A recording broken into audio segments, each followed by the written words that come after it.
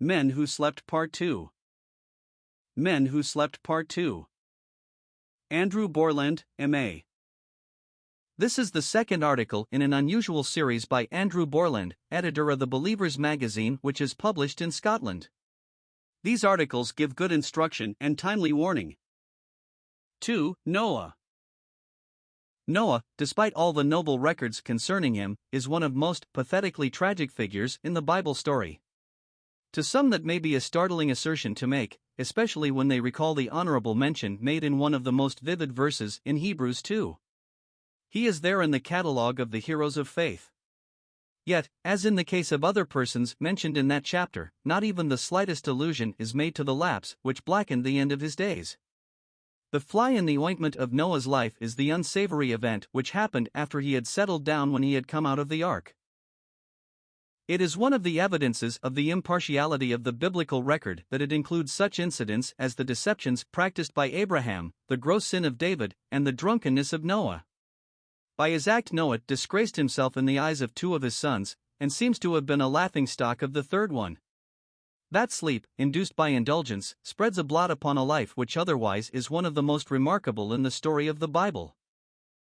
Here is the record of the sad event.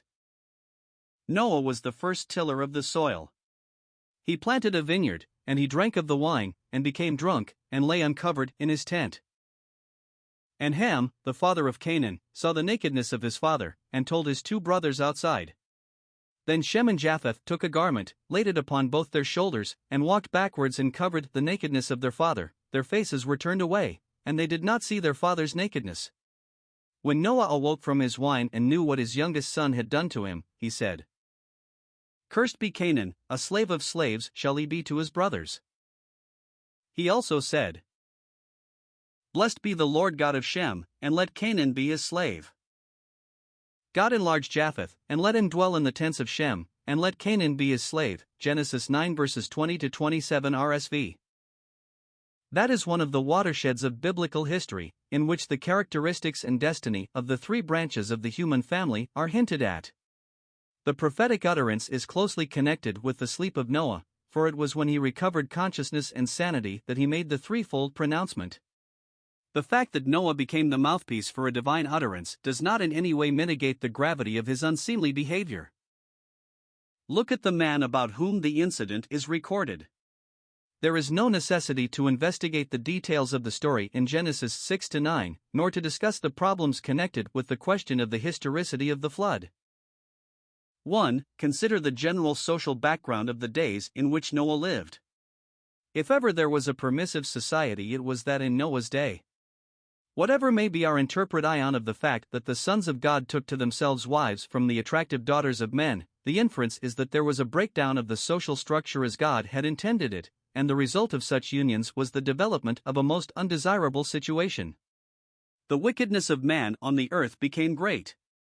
His mind became degenerate, and he thought only of evil. Violence characterized his behavior. Corruption of morals was universal. The spirit of undisciplined conduct spread like a miasma until all around Noah were affected.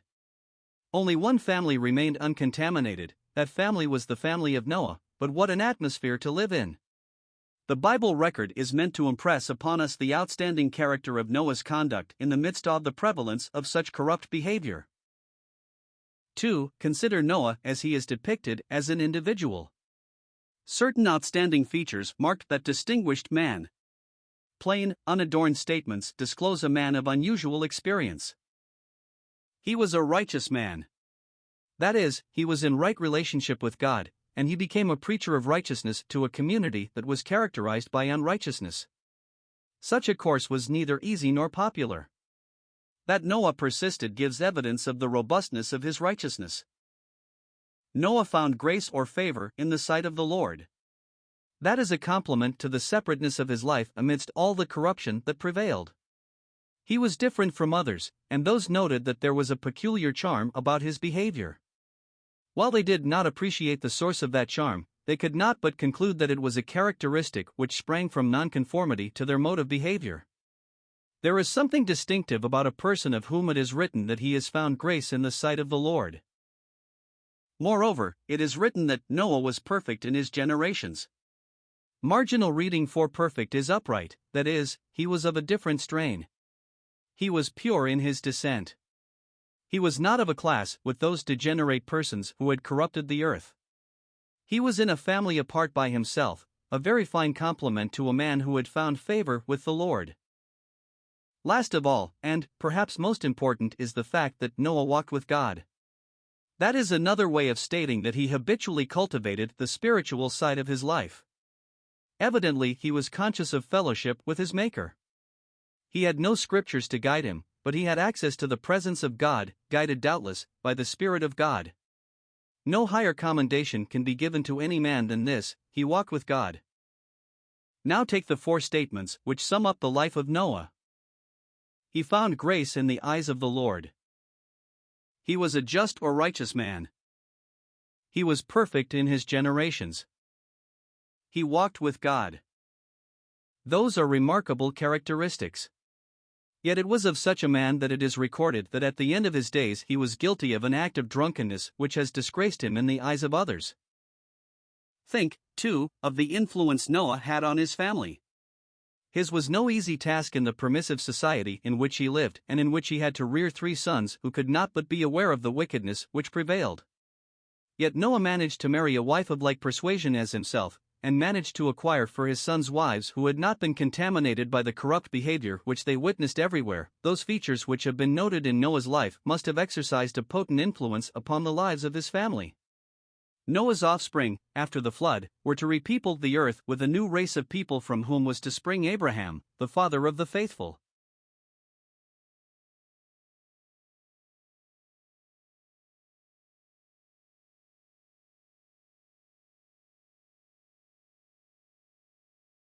It was such a man who had walked with God, who had been a preacher of righteousness, who had built the ark, and had been shut therein with God, who had built an altar and offered sacrifices of gratitude to God, that it is written that he fell into a drunken stupor and disgraced himself in the eyes of his family.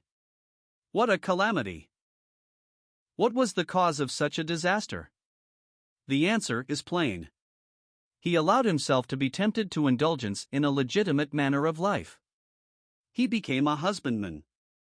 He grew vines, and evidently he partook of the fruit thereof. That surely was not the only means of sustenance, but from the fruit of the vine he made wine, and on the occasion of which we have been reading he overindulged himself, lost his self-control, and exposed himself unnecessarily within his tent. What a picture of a man of whom such an action was never expected! There is no limit to the excess to which a man may go when he allows himself to be taken off his guard. There are lessons to be learned from this man who slept.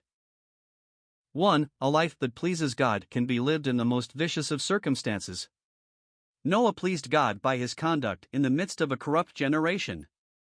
That fact should be an encouragement to those who find themselves exposed to conditions which are far from being encouraging to a life which is bent on pleasing God.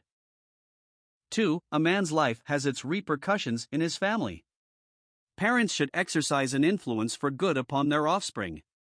The abiding nature of Noah's influence is evidenced in the conduct of 2 of his sons when their father needed their help. Isn't there truth in the proverb, "Train up a child in the way he should go, and when he is old he will not depart from it"? 3. Experience does not create immunity from temptation. Noah is the last man of whom it would be expected that he would succumb to the temptation of overindulgence. He had resisted the temptations abundant in the longest portion of his life, yet in a very simple fashion he was brought under a power which disgraced him. That is a pertinent lesson to us all. 4. Age does not give us freedom from temptation. Noah entered the ark when he was 600 years old, and he lived after the flood 350 years. It was during that second part of his life when Noah fell a victim to the temptation which came upon him in the ordinary course of living.